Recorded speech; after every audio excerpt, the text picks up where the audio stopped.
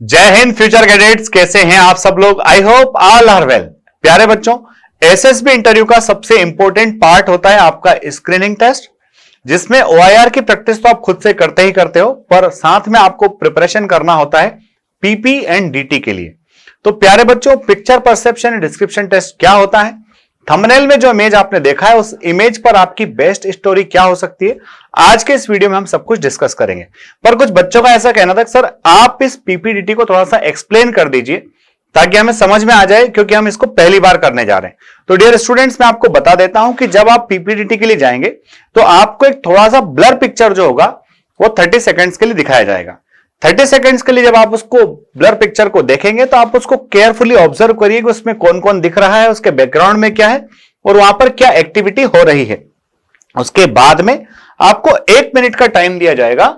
उस 1 मिनट के समय में आप जो है उसमें आपको नंबर ऑफ कैरेक्टर्स कितने दिख रहे हैं, नंबर ऑफ कैरेक्टर्स लिखना है, उनकी एज क्या आपको दिखती है वो एज लिखना है, उनका सेक्स लिखना है और उनका मूड लिखना है। तो मेरे प्यारे बच्चों, यहां पर एज, सेक्स और मूड इसलिए लिखवाया जाता है कि बंदा जब किसी चीज को देखता है तो क्या प्रॉपरली परसीव कर पाता है। हाँ, एज का मतलब ऐसा नहीं है कि आपको 22 है तो एग्जैक्ट 22 ही लिखना है। डेफिनेटली 2-3 इयर्स अप डाउन हो सकता है, that is not a very big problem.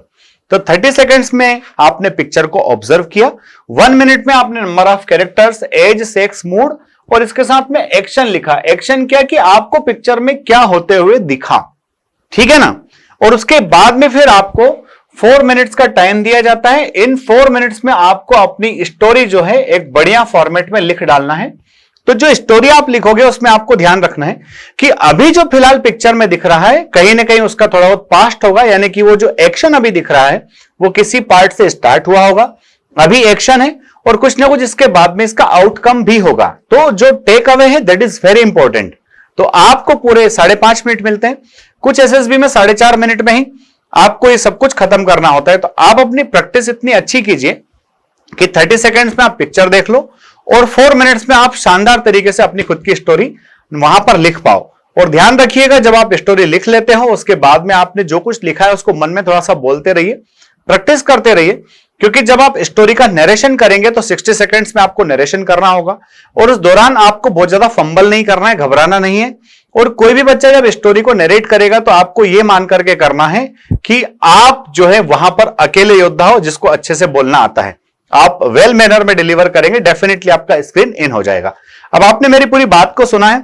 आपको फोर डिफेंस एकेडमी का जो चैनल है एसएस वर्ल्ड, इसका इंस्टाग्राम और टेलीग्राम दोनों है। प्यारे बच्चों, दोनों को सब्सक्राइब कर लीजिए, वहां पर हम पीडीएफ और अपडेटेड इंफॉर्मेशन डालते रहते हैं, वो आपको मिल जाएगी। दूसरा, इस पिक्चर को देखने के बाद में आपके मन में क्या थीम आई थी वो थीम आप कमेंट बॉक्स में लिखें और ये जरूर लिखें कौन बच्चा कहां से देख रहा है, ताकि मुझे आत्मविश्वास पैदा हो कि हां, देश के इस कोने में मेरे प्यारे विद्यार्थी मुझे वहां पर बैठ करके देख रहे हैं। अब आइए मैं आपको अपनी स्टोरी बताता हूं। तो प्यारे बच्चों, सबसे पहले तो आप पिक्चर देख लो, क्योंकि पिक्चर को आपने सिर्फ कहां देखा था, थंबनेल पर देखा था। तो इन दिस पिक्चर एक क्लियर कट बातचीत है, ध्यान से और ढंग से आपको परसीव करना है। अब आप परसीव जब करेंगे तो ये बंदा जो है ना आपको हाफ पेंट में दिख रहा है और एकदम सर्टिंग शूटिंग है। इसका मतलब ये कि कहीं जाने के लिए या तो तैयार है या फिर कहीं जाकर के आया है, ठीक है। दूसरा, ये जो अंकल हमें दिख रहे हैं ये हमें पोस्टमैन लाइक दिख रहे हैं।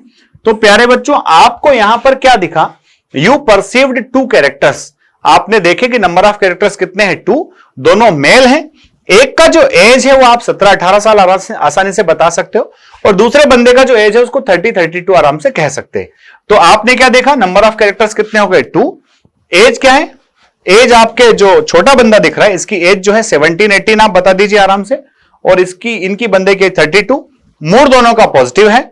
एक्शन क्या है यहां पर, तो देखिए ये कुछ ना कुछ पार्सल, यहां पोस्टमैन साहब है तो इनसे कुछ पार्सल ले रहा है। ये एक अकेला लेटर भी हो सकता है या फिर लेटर के साथ साथ कुछ छोटा मोटा पार्सल भी हो सकता है।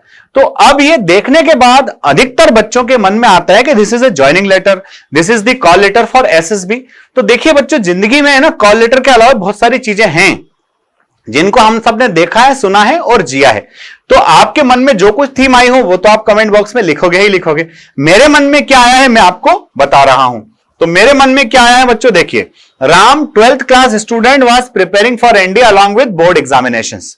राम जो है 12th क्लास का बंदा है और एनडीए की प्रिपरेशन कर रहा है अपने बोर्ड एग्जामिनेशंस के साथ में। He was living in A city away from his home वो एक सिटी में रहता था जो उसकी होम से दूर थी। अब ये दूरी के लिए आपको जबरदस्ती 200, 400, 600 किलोमीटर लिखने की आवश्यकता नहीं है।